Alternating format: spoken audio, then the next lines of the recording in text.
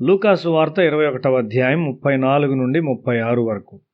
మీ హృదయములు ఒకవేళ తిండి వలనను మత్తు వలనను ఐహిక విచారముల వలనను మందముగా ఉన్నందున ఆ దినము అకస్మాత్తుగా మీ మీదికి ఉరి వచ్చినట్టు రాకుండా మీ విషయమై మీరు జాగ్రత్తగా ఉండుడి. ఆ దినము భూమి అందంతటా నివసించు వారందరి మీదికి అకస్మాత్తుగా వచ్చును. కాబట్టి మీరు జరగబో వీటినెల్లను తప్పించుకొని మనుష్య కుమారుని ఎదుట నిలువబడుటకు శక్తి గలవారగునట్లు ఎల్లప్పుడూ ప్రార్థన చేయుచు మెలకువగా ఉండుడని చెప్పెను. కాబట్టి మీరు మెలకువగా ఉండుడి మరియు ఎల్లప్పుడూ ప్రార్థన చేయుడి. ఒక విద్యార్థికి ఇదెట్లు సాధ్యపడుతుంది? ఒక పనిచేయ వ్యక్తికి ఇదెట్లు సాధ్యపడుతుంది? మన అంతరంగ మనస్సు ఎల్లప్పుడూ దేవునితో సహవాసము కలిగి ఉండునట్లు దేవుడు మనకు శిక్షణ ఇస్తాడు. దాని వలన కలుగు అంతరంగ ఆత్మ ప్రవాహము మనలను పరిశుద్ధులతో ఐక్యపరుస్తుంది. నీ నియామక ప్రార్థన సమయములు దానికి దోహదము చేయును. రంగూన్లోని ఇర్రవాడి నదిలో కనబడని ఒక అంతఃప్రవాహము కలదు. నది మీద ప్రయాణం చేయు ఓడలు దాని ద్వారా ప్రభావితము కావు. అయితే ఒక మనిషి దానిలో పడిపోయినట్లయితే అతడు దాని ప్రభావం క్రిందకు వస్తాడు. ఆత్మీయ జీవితంలో కూడా ప్రార్థన అనేటువంటి ఒక కనబడని అంతఃప్రవాహం ఉన్నది. నీ అంతరంగ మనస్సు ఎల్లప్పుడూ ప్రార్థనలో ఉంటుంది. నీ కలలో కూడా ఆ ప్రార్థనకు సంబంధించిన కనబడనటువంటి అంతఃప్రవాహం ఉంటుంది. కోలారు బంగారు గనుల నుండి బంగారము తీయబడుతుంది. భూమిలో నుండి పెద్ద యంత్రాల ద్వారా బంగారపు రాళ్లను పగలగొడతారు. ఆ యంత్రాలు ఎప్పుడు పనిచేస్తూనే ఉంటాయి. ఒకసారి ఆ యంత్రం నిలిపివేయబడితే అది మరలా వేడిని పొందుటకు 6 మాసాలు పడుతుంది. కాబట్టి ఆ యంత్రాలు ఎల్లప్పుడూ పనిచేస్తూనే ఉంటాయి.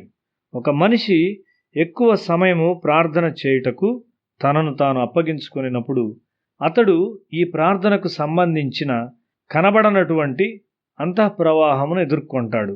ఇది అతని యందు అన్ని సమయాల్లో కొనసాగుతుంది. నీవు తప్పక ఈ స్థితికి రావలసి ఉన్నావు. అలాంటి మనిషిని ఏదియూ రహస్యంగా అధిగమించలేదు. అతనికి అలాంటి విషయాలు ఎల్లప్పుడూ ముందుగా బయలుపరచబడతాయి. దైవాత్మతో ఎల్లప్పుడూ ఒక మర్మమైన సంభాషణ ఉండును. నీవు దేవుని మనస్సును ప్రార్థిస్తావు. ఇది మరి ఒక విధముగా మెలకువగా ఉండి ప్రార్థించుట అని కూడా చెప్పగలము. నీవు ఏమి ప్రార్థించున్నావో గమనించు. అది లోకములోని స్వార్థపరమైన విషయాల కొరక, ఉన్నతమైన విషయాల యొద్దకు రమ్ము. అప్పుడు అవసరమైన విషయాలను దేవుడు చూచుకుంటాడు. నీవు ఏ వైఖరితో ప్రార్థించున్నావో గమనించు. అది ఒక సంతృప్తికరమైన స్వీయ తృప్తితో కూడిన వైఖరా? నీవు ఎల్లప్పుడూ ఒక విరిగిన మనిషివిగా ఉండవలసి ఉన్నావు. గ్రహింపు గల పాపపు మచ్చ లేకుండా నీవు ప్రార్థించున్నావా? నీవు ప్రార్థించినప్పుడు గమనించు. నిద్ర నుండి లేచుట నీకు సోమరితనముగా ఉన్నదా? నిద్రను త్యాగము చేయుటకు ఇష్టం లేకయున్నావా?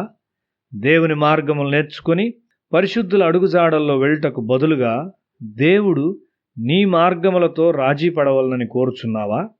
మనం ఎంత ఎక్కువగా ప్రార్థించున్నాము? నీ ప్రార్థన ఎంత లోతైనది? నీ కోరిక ఎంత లోతైనది?